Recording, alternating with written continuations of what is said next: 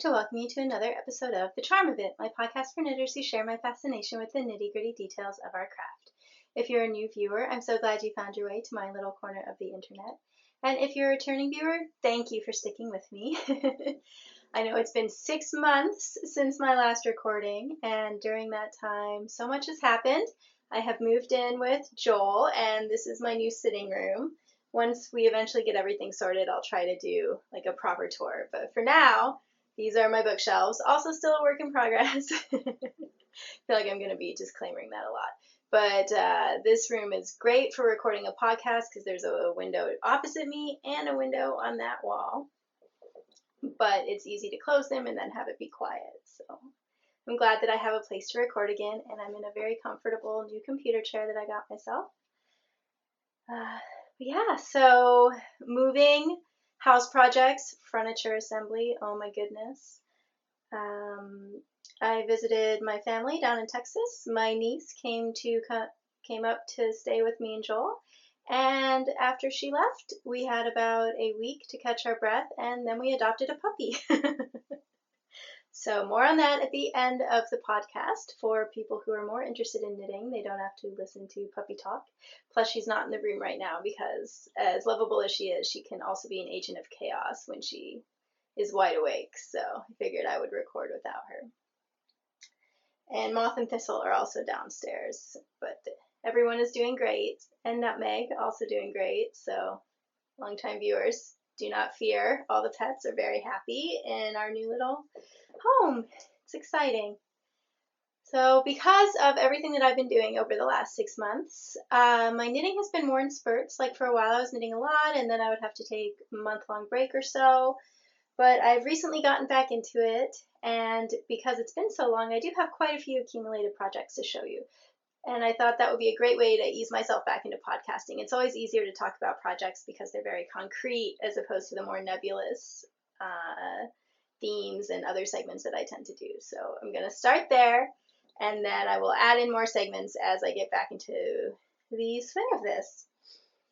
I'm definitely going to be talking about socks and sweaters today, and a little gnome. I'm not sure if I will also get to neckwear, which I think is the other big category. So I might be doing the next 2 episodes mainly as catch-up project discussion. We shall see. And before I forget, I am wearing my Tea Party cardigan, which I designed myself. It's an adaptation of a sock pattern, whose name I cannot remember, but you can find the cardigan on my project page. And it's out of Quince & Company Turn. And this is the dusk colorway. The plum I dyed myself, and then the yellow is actually Quince & Company Finch in Honey. And I am drinking a cafe au lait. It is wonderfully chilly today. Okay. I think I mentioned earlier in the year, this is the problem with so long between podcasts, and I'm sorry, this chair does swing. I will try really hard not to fidget too much. But that my sock drawer was in need of refreshing. I knit myself a bunch of socks when I first started knitting. They are one of the things I love most to knit, and back when I lived in southern Texas, they were one of the few things I could wear frequently. And so I knit myself so many that I kind of stopped for a few years and just knit socks for other people because I didn't want my sock drawer to get overwhelming. But now it's at the point where socks are starting to wear out. I'm having to darn them, and I can see a few of them are getting to the point where they would have been darned so frequently that I should probably just give up on them, but I don't want to. Anyway, so I thought adding some new pairs to the rotation would be a good idea, kind of let the old socks live a little bit longer. Anyway, I think I have a topic that I want to talk about next episode, just as far as philosophies of clothes and wardrobes, and whether we should wear things out or not. Anyway, but for now, because that was one of my focuses, I do have 4 pairs of socks to show you, all for me. So the first one is, and I do apologize, of the 4 pairs, 3 of them have already been worn, 2 only once, 1 a lot. And so all the ones that have been worn have cat fur on them because I haven't done laundry since the last time I wore them, sorry. So these I knit back in the spring, and oh wow, they look much more striped on camera than they do in real life. Interesting. Anyway, I knit these back in the spring, and I have worn them quite a bit. and they're already starting to look a little worn, so I'll discuss that in a minute. But these are out of Knit Pick Stroll Tonal in the Cordial colorway, and it was yarn that I had left over after knitting my friend a pair of mitts for Christmas, and then also a gnome, so the skein went pretty far. But I'm not really impressed with how it's holding up. So I've probably worn these like 5 times, and you can see it definitely needs deep pilling. This is like a superwash merino nylon blend, and very few of my socks are knit out of merino. Most of them are knit out of other wools. So maybe I'm just not used to how merino wears, but it certainly doesn't make me plan to fill my drawer with Knit Pick Stroll Tonal socks, because I don't know, it's a little disappointing. Although I guess to be expected with merino. I've used this yarn a lot to knit gift socks, and I'll probably continue to do that because I don't always know how sensitive my recipients are to wool, and I don't know how open they are to a little bit higher maintenance laundry. Although I don't hand wash my socks, I just wash them in the machine on cold. Anyway, so I will probably still be using it for gift yarn. It also comes in a lot of colors, and it's affordable, but I don't think that I'll be knitting myself a lot of pairs. Although it might just be this colorway. I know sometimes different colorways wear unevenly, so please feel free to speak up if you've got a large stroll sock collection and are impressed with how they've worn. Moving on. So the pattern, which is more obvious in real life, I don't know if you'll be able to see it on camera.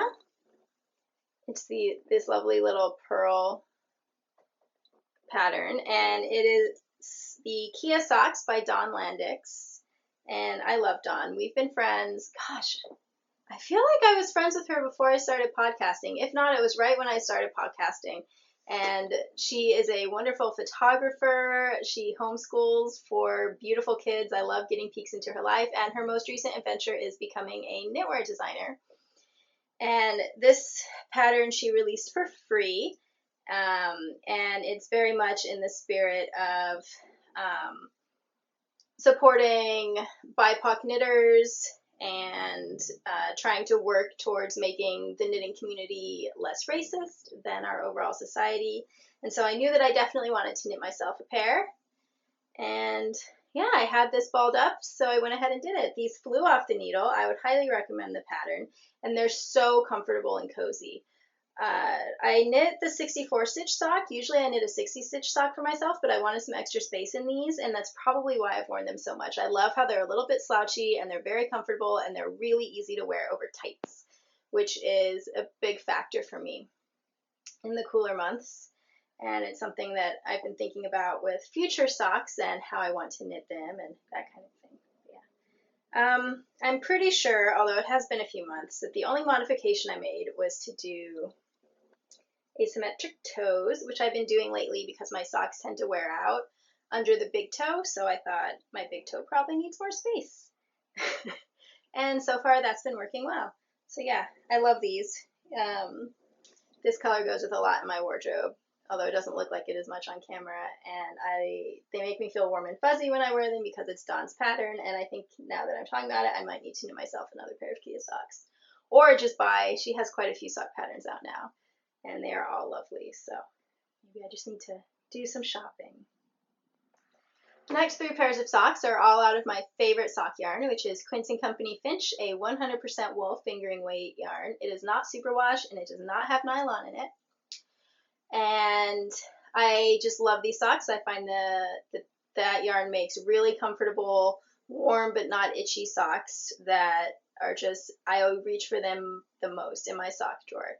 I'm not really sure whether they're as durable as like the superwash nylon type socks because I found this yarn pretty early. So most of my socks are knit out of it. And the ones that aren't knit out of it, I don't tend to wear. So I don't have an even wear comparison. But my older Finch socks are starting to develop some holes in the big toes and the heels. So I have had to darn them. I don't mind darning, and I will definitely continue to knit socks out of these.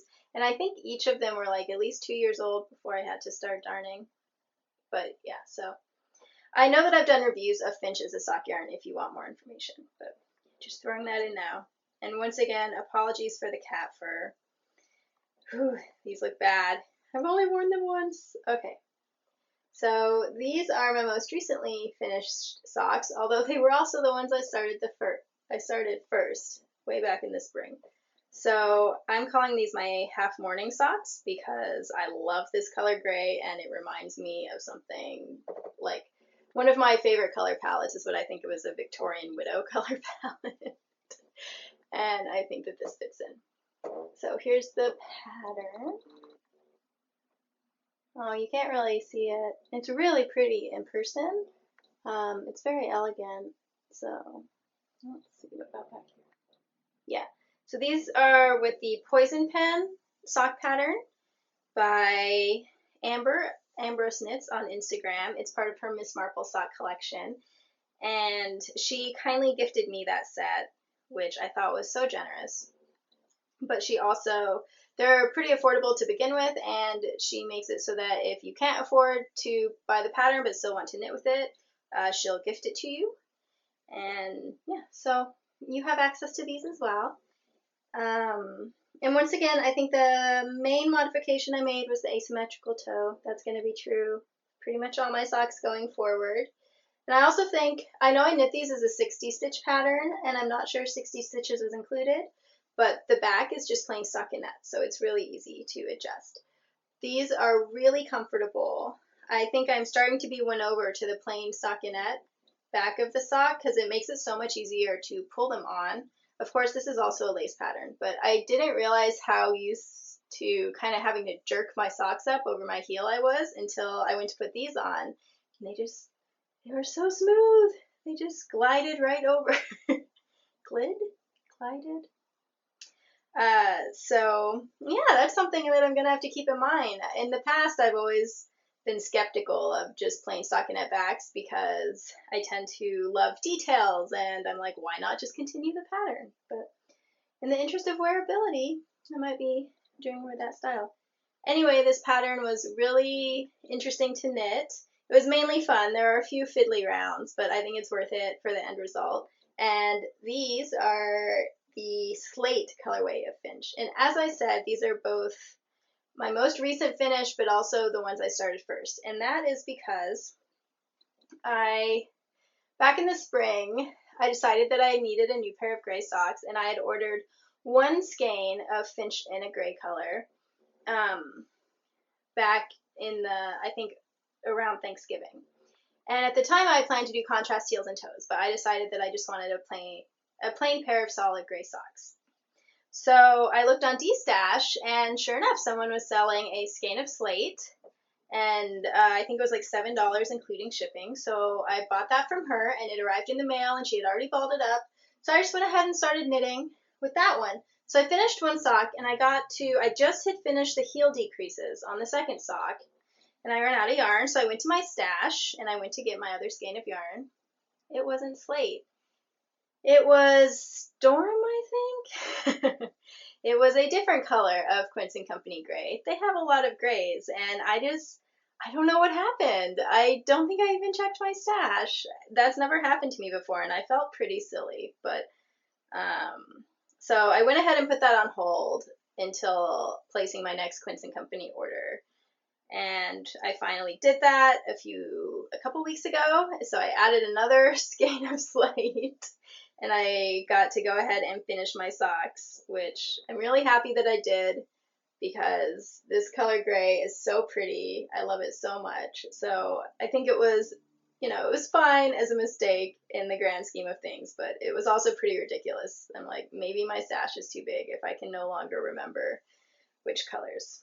So now I've got an almost full skein of slate, this color, left. I think like 44 grams or something, because I'm making shorter socks right now to go with like Oxfords, that kind of thing. And then I've also got the full skein of Storm. So I'm thinking I might need a pair of gray striped socks. I think that would be fun. I wear my pair of blue striped socks very frequently. But yeah. Okay. Next up are the socks that I haven't worn but have still managed to get some cat fur. I really needed to grab my sock blockers. Sorry, guys.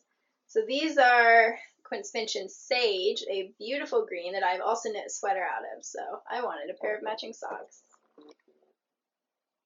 And this was a free pattern. Oh goodness. Polyjean, that's the name. I have admired this pattern since I first began knitting. I think it's been in my library almost since I was on Ravelry, and I've always found it so beautiful, but I've never quite gotten around to knitting it. I love leaf patterns. And so, yeah, I decided, hey, I've got some green yarn. This is the perfect time to go ahead and knit it. And these knit up really quickly. It was a really enjoyable pattern. As I said, it's free. I called these my lily pad socks. Just, I don't know, they look like lily pads to me. I really like the little decorative cables going along the sides. And she has kind of the leg patterning flow into the heel flap, which is definitely something that I love. I love those little details. And then the very last leaf goes into the toe, which I also love. So I'm impressed by this pattern. I can't remember if it has multiple sizes or not. So it might just be somewhere around the 60-64 stitch count. But so I'm really excited that it's finally sock weather. I'll probably wear these tomorrow. And as usual, my main modification was making asymmetric toes. I will discuss how I do that after I just do the third pair of socks. Okay, so finally I knit a pair in maple, which is a really beautiful kind of red pink. It's right on the line between like rose and a dusty burgundy. I do not have a sweater in this color, but I want one. Quince has so many beautiful colorways. So. Now these look quite a bit bigger, and that's because this pattern is not stretchy at all. So once you wear them, like, you know, it's like the same size as my leg and foot versus the smooshier patterns. And that color is showing a more vibrant on the screen than it is in real life. It's definitely more muted. And these are, I'm calling them my midwinter socks because I knit them taller so that I can wear them with my ankle boots and they'll peek out, because look at the picot hem. That definitely deserves to be allowed to peek. There we go. And this is a pattern from October House Fiber Arts called the Folklore Socks. She offered it for free in one of her newsletters. She's mainly a dyer, and so I nabbed it then, but it is also, you can just buy it on Ravelry. And I knit the 65 stitch count, which was still pretty snug for me because it's a slip stitch cable pattern. And for some reason, I didn't think about how much that would draw the fabric in. So I actually had knit down to here on one of the socks on 60 stitches instead of 65. And I tried it on and it fit, but barely. And I knew that since I had knit these longer, I'd be wearing them over tights. And I also knew that I just don't like struggling with socks to put them on. So I ripped it all out, except the cuff. I ended up just throwing the cuff out because I had sewn that cuff down and I was not going to undo that.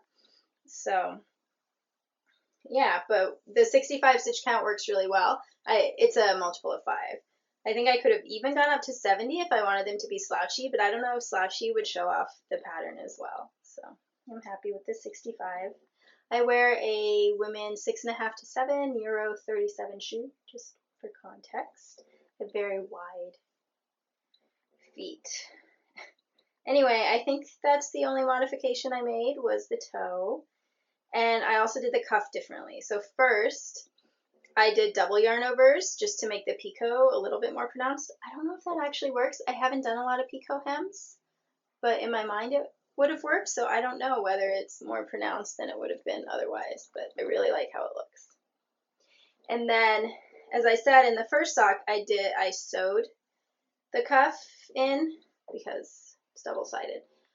And that's what the pattern calls for, but I really disliked doing that. I hated trying to line everything up perfectly. So for the second 2 cuffs, I did a provisional cast on, and then when I got to the join round, I did basically, it's like a 3 needle bind off, but you're not binding off. So just knit 2 together around like you take the provisional stitches and make them live again. And I just find that way I don't have to worry about whether it's a little crooked or not. It lines up straight, and I don't have to think about it. And because it's knit versus stitched, it stays as stretchy as the rest of the knitting. I found when I sewed it, I had sewed it snugger. So yeah, those are my only modifications. This pattern really flew by. I know I've been saying that a lot, but it has a lot of just plain knitting rounds. So even with having to knit 2.5 socks, it was just another pleasure. I don't know, I'm finding a lot of pleasure in simpler patterns these days, as I think I mentioned before. And I think these are so pretty. I know that people on Instagram really were admiring them as well. And they're just the right length to wear with my ankle boots, as I discovered when I got to wear them this weekend. Okay.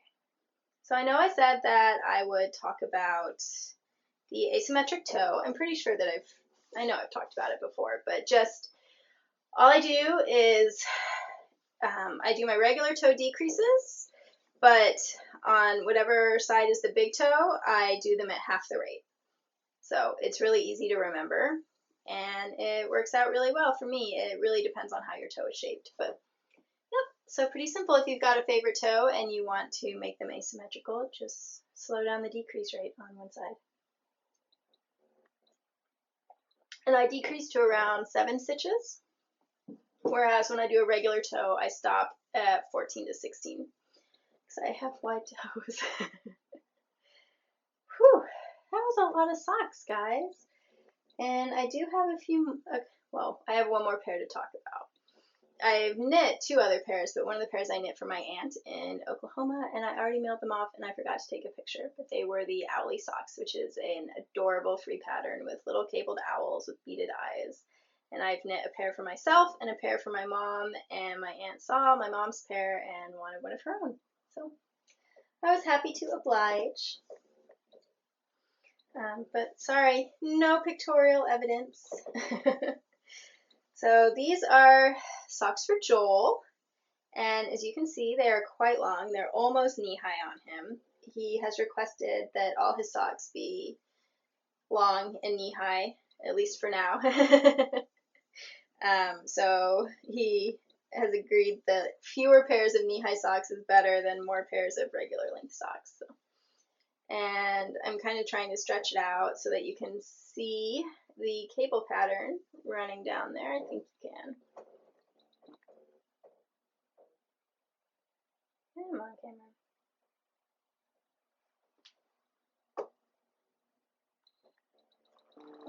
There we go.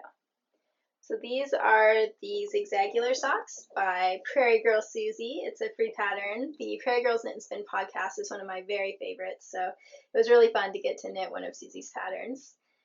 And I think it really showed off the yarn nicely. So the main yarn is Knit Picks Hawthorn in a discontinued colorway called Woodlawn. They were having a sale, and so I had Joel pick a couple colors. And then the contrast color is Knit Picks Stroll in Merlot Heather. And the reason why I decided to go with Hawthorn is once he told me he wanted knee-high socks, I know how much more knitting is involved in those, especially when it's for a taller guy versus me. And so I really wanted to have a more durable yarn than Stroll, and I've knit myself a pair of socks in Hawthorn, and they've held up really well. And you can see I knit these in the spring, so he's worn them a few times, and you can really see how much better the Hawthorn is wearing than the Stroll. It's not as enjoyable to knit with, and it doesn't make for like buttery soft socks, but I find that the Hawthorn yarn, at first the fabric's a bit stiff, but it really softens when it's washed. So I'm not sure how much I would use it as a gift yarn for people who I didn't know very well or who I couldn't explain the softening factor to, but I do think that if you need a superwash yarn, but you're okay with things that aren't 100% merino and you're looking for something that'll wear well, Hawthorn is a good bet. So I knit these toe up, obviously, with that little contrast heel. And I just knit until I ran out of the Hawthorn. And then I knit the cuff until Joel said it was long enough. So I think I have a little bit of the Merlot Heather left over, but not too much. And he's pretty happy with these, but they do start to slide down by the end of the day. So I'm currently troubleshooting. I'm almost done with his second pair of knee-high socks, and we've been kind of experimenting and trying different options. So I will talk more about that in works in progress, but I think they turned out really prettily. I finished filming all the other segments, and then I realized I'd completely forgotten to talk about works in progress. So I'm recording this later, but I'll probably insert it first. So bear with me as my brain tries to figure that out. I only have 3 works in progress right now. One of them is only in the swatching phase. But first up are some knee-high socks for Joel, because he's decided that he would really prefer to have extra long hand-knit socks. So these are Captain America themed, hence the colors and stripes. The white stripe is just Cascade Heritage that I had left over sock. And the red is Knit Pick Stroll in Firecracker Heather, and the blue is Sapphire Heather, also Knit Pick Stroll. And I used a full 50-gram skein of the blue, and then the red is the contrast, and I just knit the cuff to the length he wanted. So I did the first bind off, and unfortunately it was too snug to get over his calf. But we were worried that if I did a looser bind off, the sock would end up dropping throughout the day. And so that's why this is unraveling, is because I plan to pull out the cast off, and I'm actually going to pull out 10 rounds of the ribbing and do a button cuff. That way things can still be snug, but it should be able to fit over his calf. So the second sock is almost done, and I've just started doing that button cuff.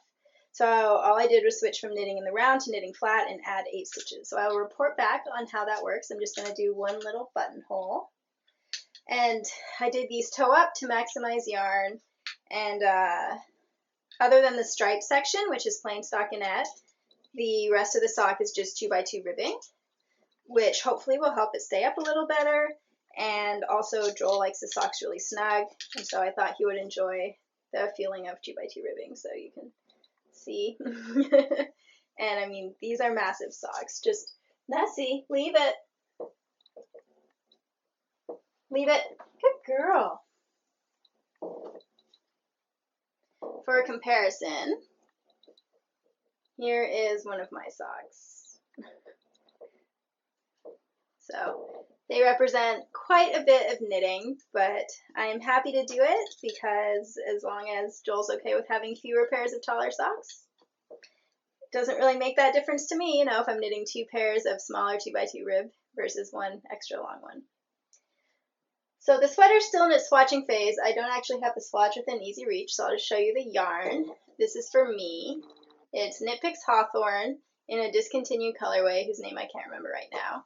And I'm using it to do a dinosaur cardigan. It's an adaptation of the dinosaur sweater pattern, which I learned about from Katie Greenbean. And basically all I'm going to do is take the Triceratops chart and I'll change the rest of it. But I'm so excited. I have done my second swatch. The first one was too tight, so I need to see if that gauge works out, and then I'll be able to start doing Triceratops. My other new project that also took a lot of swatching, I had to do 4 swatches in order to get gauge, but I'm using a pattern that I'm not adapting for this one. Well, only adapting for fit, so I had to keep working until I got gauge, is another sweater. And the pattern is the Meltwater Sweater, which you can buy from Interweave, not on Ravelry. And it is a colorwork pullover. It's got colorwork on the hem and then a colorwork yoke and a little bit on the sleeves. And I'm knitting it out of Quince & Company Chickadee. And this is actually a gift for someone else. It's not even really a gift. Last year on my podcast I mentioned that I love quilts, but I know I'm never going to be a quilter, and I would love it if someone wanted to make me a quilt in exchange for something hand knit. And Darlie got in touch with me, so she's been making me this absolutely amazing queen-size quilt. It's so beautiful. And in return, she requested a colorwork pullover, which I'm so excited because I mainly knit cardigans, so I mainly knit flat, and I love knitting in the round. And I love colorwork yokes, but they don't really flatter my body shape, so it's just really delightful to get to knit something like this for someone else. And then Chickadee is one of my favorite yarns. So all in all, should work out really well. So the main color of the sweater is actually Sabine, which is, it used to be just a plain Chickadee heather, but now it's organic Chickadee heather. And it's a really pretty charcoal gray black color. And then the 2 contrast colors, which is what the hem is knit in, are Chickadee Frost, which is a light gray, and Egret, which is the undyed. And those two are pretty close together, but I think there will be enough contrast, especially since this is the third color. And Darlie was very much inspired by another knitter's project. So, and she also had, it looks like not a lot of contrast in the balls, but it's more when it's knit up. So I've just finished the hem, and I need to switch to larger needles and work out how many increases I need to do, because the sweater pattern is written as a straight tube, but I'm adding a little bit of shaping and stuff to personalize the fit for Darlie. And then I can start the color work. So yeah, that'll be my evening, and I'm really excited about knitting this and getting it all worked up and sent off to her. Just wanted to show you this adorable little stitch marker. It's a hedgehog, can you see that? My friend Kristen, who was already a crocheter, but now I've got her on the knitting train. So she's become definitely a capital N knitter, and she went to a fiber festival and saw those and thought of me and brought them home for me. I was supposed to go to the fiber festival as well, but my chronic illnesses were acting up, so I had to stay home, but that's okay. Yeah, so those are my works in progress. And as I said, I will talk more about the dinosaur sweater next week. And hopefully Joel's socks will be finished, and I'll be able to report about fit and whether we figured out something that made the socks stop falling down. My other plan is to just get elastic thread and sew it into the cuff, because I think that's one advantage machine bought socks have. My knee-high socks stay up, but I tend to wear them over tight, so I don't know how much they would stay up over bare feet. Before I talk about my sweater, I thought I would go ahead and share the project I finished today, which is my newest gnome. He's an autumn gnome, and he has a little pom-pom head, so here he is. And he's got pockets. Oh.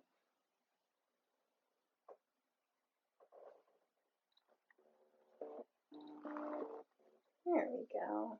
See his pockets? I think he needs a pumpkin. I'm going to knit him a pumpkin friend.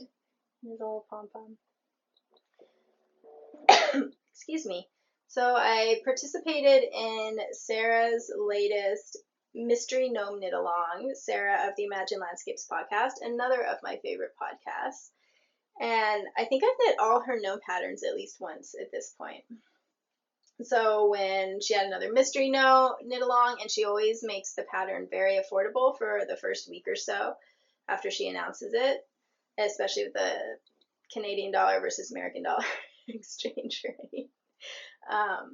So I went ahead and jumped on that train again, and I was following the clues, but then I got behind because Nessie, our puppy, she found this knitting particularly tempting, so I decided that I should not knit it around her.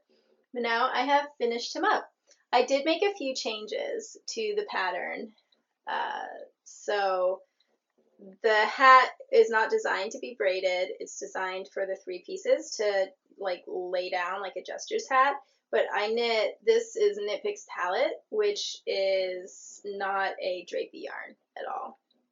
So I didn't like how it was sitting like that, and a few participants have braided theirs, and I liked that better. And then the pattern calls for tassels at the end of each of the 3, but since I only got to do one, I thought a pom-pom would be more fun, especially in this variegated yarn. And then the other major change I made was the pattern calls for a scarf instead of a beard and does a different nose to accommodate those proportions, but I wanted a beard, so I used the beard and nose from the Never Not Gnoming pattern, the original one. And because this body is bigger, it ends up as a little goatee, which I like because then you can still see his pockets. So as I said, this is Knit Picks Palette, and it's in the Rooibos Heather colorway. Oh, that pom-pom is my favorite part. Here, there we go. And then the cream, I don't know, it was just a little ball from my leftovers. I think it's actually Elsa Wool Cormo. The yellow was, someone gifted me this, and I just used it in my scarf. But nope, not going to be able to remember that name too either. And then the main body is Koigu Premium Palette. So it's this very intensely variegated yarn. It's so cool. And another knitter gifted me that as well. And when I went to wind it up, I found that there were a lot of breaks in the skein, so I had to wind it into really small balls. And I only had 50 grams, so I wasn't really sure what to do with it, but it's perfect for a gnome type pattern. Oh, the other modification I made was I doubled the body yarn for the I-cord arms. Just I wanted more substantial arms because this guy is rounder than a lot of the other gnomes. And I love how he turned out. As I said, I think he needs a couple pumpkin companions. So that is definitely going to be my next knitting project. I have to knit myself new pumpkins anyway. A couple of years ago, I went on a pumpkin knitting bender and it was really fun. I gave away a lot of them, but I think I kept 3 for myself, and I had also knit myself a crow. But unfortunately, my apartment, before I moved, there was some flooding from the upstairs neighbors, and where I had stored that stuff was part of the flooding, so they were victims of the flood, and I do not have any knitted pumpkins anymore, so I'm going to go ahead and knit some. I've got some of this yarn left, so I'm thinking about holding it double with like a regular orange, or I could just knit him a tiny little fingering weight pumpkin. Yeah, so yay for whimsical softy friends. I think he'll fit really well on my bookshelves too. And I'm looking at Violet over on the desk. I'm not sure where the other one I knit went though in the move. Moving is so stressful, things just disappear. Anyway, so yeah, I have not named him yet.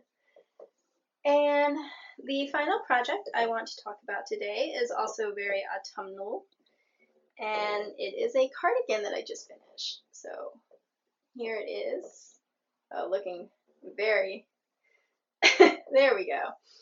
And I'm going to show you a close-up. If you're on Instagram, you've already seen it, but I went for some very steampunk buttons.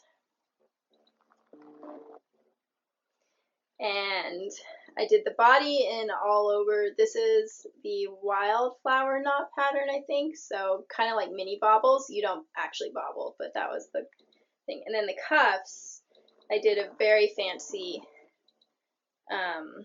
stitch pattern from the Japanese Stitch Bible, which I love.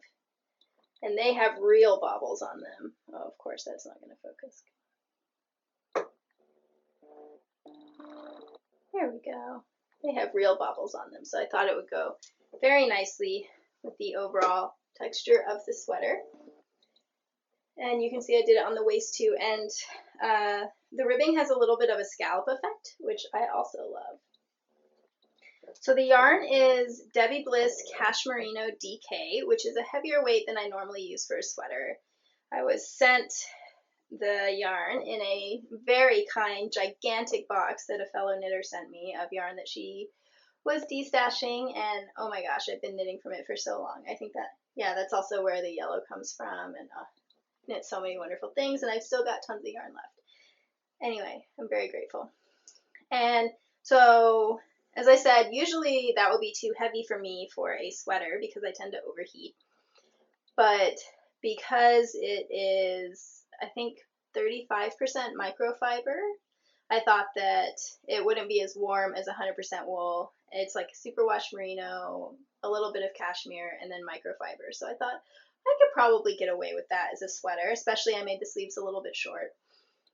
And so since I was knitting at a bigger gauge with bigger yarn than I'm used to, I wanted to really make it have that like homemade aesthetic. So that's why I went with like the texture and the bobbles and then the very dramatic buttons, and I really love the result. It's a little bit steampunk, a little bit homemade, and just I can't wait to wear it all autumn. So I'm going to start a new segment wearing it so that I can talk a little bit more about fit and that kind of thing. Okay, so as you can see, like pretty much all of my cardigans, this has a crew neck. I did go with the higher neckline. Usually I do a little bit lower, but since this was a heavier weight yarn and I wanted it to be really warm and cozy, I thought the higher neckline would be really nice. And they're kind of bracelet length sleeves. I was debating whether to go with full length sleeves or not, but the cuff just didn't look nice down at my wrist. It wasn't stretched out enough. So that's why I went with the bracelet length sleeves, but that I can easily wear mitts or something if I need to cover up that part of my skin. And you can see the little scalloping effect when it is on. I knit this with my favorite sweater construction, which is bottom up in pieces. So the fronts and back were knit flat, and then the sleeves were knit in the round up to the sleeve caps, set-in sleeves. And then I seamed it all together at the end. Oh my gosh, seaming goes so quickly at this gauge, which I think was somewhere around 5.5 stitches to the inch. It was much faster than I was used to. And as I already told you about those 2 stitch patterns, so for the neck band and the button bands, I just did a 1x1 twisted rib, which this cuff is actually based on 1x1 twisted rib, so I thought it would blend well. I didn't think needed any more distractions.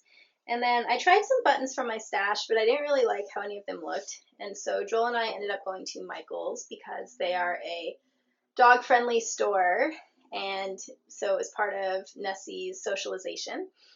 And they had these steampunk buttons, so I thought, why not embrace the full-on homemade look? And they make me so happy. So I just finished this. I got the buttons last Friday, yeah. And I think I've worn this sweater like 3 times. I don't know. Very delightful. So let's see. I started it in the spring, but it went, and I think I started with the back. Yeah, and then I knit one of the fronts, and then I just put it in hibernation forever. And I finally pulled it back out when I was ready to start knitting again. And it was pretty easy to just follow to, like see what I had done with the other front piece. I like starting on the backs of sweaters because then I've got the biggest piece done. And I have a whole skein of yarn left over, a 50-gram skein, so I think this only took 7 skeins. But it's interesting, as someone who mainly knits fingering weight sweaters, sometimes sport, I'm used to sweaters that weigh between 2 and 250 grams, and this is a solid 350. And I definitely notice it, not when I'm wearing it, but like if I'm picking it up or anything. It's definitely bulkier. Like I don't think I would travel with this sweater since I like to travel carry-on only. But I really love the final result. It was funny, I was knitting the sleeves and I didn't feel like coming upstairs to check my reference book, so I just kind of winged the sleeve cap, but I've knit so many at this point that seemed to work out. I don't know, at least I seamed it and it fits, so usually I use Ann Budd's handy book of sweaters. I think that's what it's called, just to double check if I can't remember how to do a sleeve cap. And for the waist shaping, I put it both at the side seams. No, because this is an all over pattern, so I only put it at the side seams. I didn't want to disrupt the pattern in the middle. And that worked out pretty well. If I'm knitting a sweater that allows it, I like to have shaping at the princess seams as well as the side seams, but either way works out. And you can kind of see what I did with the shaping under the arm. As far as how it's shaped in pattern, it's an 8-stitch repeat, so there's just plain stockinette until it's ready to go. Yeah, I think that is all I have to say about this. I'm really happy to, oh, come on camera.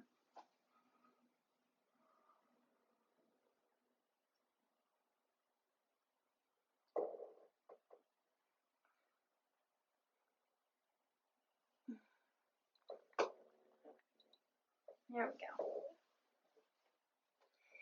For a while I was knitting a lot of sweaters, but this is the first cardigan I've knit this year and only the second sweater, and I forgot how delightful it is to have a new sweater to wear, and I finished this up just in time for the turn of the seasons, and I think it'll fit really nicely into my wardrobe. As I said, these days I am kind of simplifying some of my designs, making sure that there's more stockinette, or I don't know. Just making sure that things are wearable. And yeah, I guess if you have any other questions, you can ask them in the comments section. But I believe that is all the knitting I'm going to talk about today. So thank you so much if you are tuning in for the first time, or if you're a returning viewer. I'm just really delighted that you wanted to sit with me and hear about what I've been up to for the past few months. If you are interested in meeting Nessie, the miniature Goldendoodle puppy, and hearing a little bit more about her, then that will be the next segment. But if not, I will see you again soon. Bye! Okay, so you ready for a puppy? This is Nessie. Yeah. Whose hair is a little bit crazy because it's been very rainy outside, but she is a 4.5-month-old miniature Goldendoodle, and she's named for the Loch Ness Monster. We had an interesting time brainstorming names. As long-term viewers know, I have 3 pets already: Thistle the dog, Moth the cat, and Nutmeg the corn snake, and I like to do nature names. Joel did not have any pets before meeting me, but had wanted a puppy for a long time. And so we brainstormed a lot of names together, and we ended up on Nessie, because we both love speculative fiction, so the Loch Ness Monster is very much up that kind of fantasy alley, and we live near the lake, which we really love, so it's just all of those references, and that's how we named her. So miniature Goldendoodles are not like registered breeds, obviously. They are a blend between Golden Retrievers and Poodles. And in Nessie's case, she's an F1B. So her dad was a miniature poodle, and her mom, was a 50-50 Goldendoodle, but she was quite small. She was around 20 pounds, which is, I think, around 8 kilos. And Nessie is supposed to get between 15 and 20 pounds. Her dad was about 12. And she's definitely so far measuring towards the smaller side of that. She's actually almost at her adult height already, maybe one more month. And she weighs between like a little over 8 pounds at this point, but she's already as tall as Thistle, because poodle legs. Anyway, yeah, I know. It's weird being on camera. You have to kind of perch. So we brought her home at 8 weeks, and she was a tiny little fluff ball. She was only 3.5 pounds. And oh my gosh, she could fit in one hand. But it's been very interesting raising a puppy. I got both Moth and Thistle as adults, so I had not done the baby pet phase before. But we have her in a puppy class, and we did a lot of socializing, and I'm sure she's going to turn out to be a really great dog. In the last few weeks, she's learned Leave It well enough that I can start to knit around her, but we're still doing a lot of practice as far as who the knitting belongs to. But she is super sweet, as you can see, and very cuddly. So the reason why we ended up doing the breeder route is because Joel has allergies, so he needs a dog that doesn't shed. And some Goldendoodles can still shed, but her particular blend, since it's 75% poodle in the way genetics work, she's non-shedding. And most of her siblings will also be non-shedding. So we knew we needed a non-shedding dog, and I need a dog that doesn't really get much over 20 pounds because I have neck and shoulder issues. So walking a dog bigger than that, especially if they ever want to pull or anything, would be really difficult for me. She's thinking about jumping to the couch that I'm right next to. Oh, you can see her curly tail now. Anyway, and not unfortunately, because I'm glad that there aren't a ton of dogs in rescue up here, but the dogs that are available for rescuing up here tend to be bigger than that, and they also tend to be shedding breeds, which just wasn't going to work with our lifestyle. And occasionally there will be a smaller non-shedding dog available, but then they tend to be from puppy mills, and that presents its own challenges. And since we already have Thistle and Moth, we decided that a puppy would probably be better as well, because then Thistle and Moth could basically help raise her so that she fits in a little better. So that's how we decided that we were going to get a puppy from a breeder. And then it was a little tricky finding a responsible breeder because Goldendoodles are not kennel club breeds. So you're not going to find breeders who are breeding for conformation or anything. And they're also trendy breeds, which means that like unscrupulous breeders and puppy mills and that kind of thing are definitely, we found some very questionable websites. But luckily, I happened to be walking Thistle one day and met a woman with a very sweet miniature Goldendoodle And so she told me about her breeder, and we researched her, and we went to visit, and we met Nessie's mom before the litter was even born. And we were very impressed by what we saw. So we went ahead and put a deposit down. And then we visited again at 4 weeks and 6 weeks, and then we got to bring her home at 8 weeks. So as I said, it's been an adventure. Both of us would have preferred to get an adult rescue dog if that would have fit with our lifestyle, but it's been great. The first weeks were definitely a challenge with all of the potty training and disrupted sleep and going up and down stairs, which is really hard for me. But now that she's a little older, she fits much better into our lifestyle, and she's so cute. She looks like a teddy bear. It's crazy. So now you have met Nessie and heard a little bit about her story. She was one of 6 in her litter, and 2 of them have the more curly fur versus the wavy fur, which interestingly does not correlate to shedding versus non-shedding. Those are different genes. Anyway, and those 2 are a little bit more cream, but 3 of her litter mates look a lot like her, so yeah. Oh. So 4th member of the family, new baby, 4th pet member of the family, and she and Moth wrestle so much.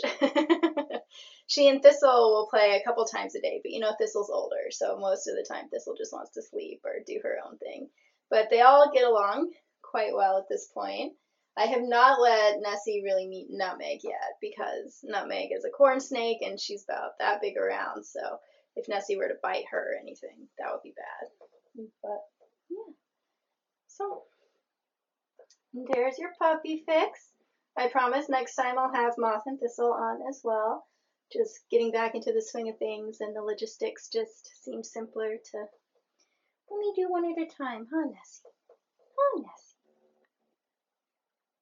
I hope you enjoyed seeing this little snuggle bug. And I will see you again next week. So I thought I would switch to sitting on the couch here in the sitting room, so that you could see Nessie a little more rather than just having her sitting in my arms, you know, being a little bit boring. As you can see, she's definitely a rambunctious 4.5-month-old puppy who loves to play. Oh, what is it? And, oh, you can see her little curly tail now, which you couldn't really see before. No, you couldn't. No, you couldn't. Oh, no. Who's got it? Sit. Yes, take it. So, yeah. Now you can see real Nessie along with little puppy Nessie. My mom got this for her when we first brought her home. It's one of those stuffed animals with a little heartbeat so that they feel better about sleeping away from their litter mates for the first time. And when we brought Nessie home, she was smaller than this. And as you can see, she's definitely, well, as you could see, she's definitely bigger than it now. Yeah. Oh, yeah. So, I've posted a few pictures on Instagram, and I'm sure I will post more if you're interested in the adventures of Nessie, or just her being adorable in front of the camera. Bye!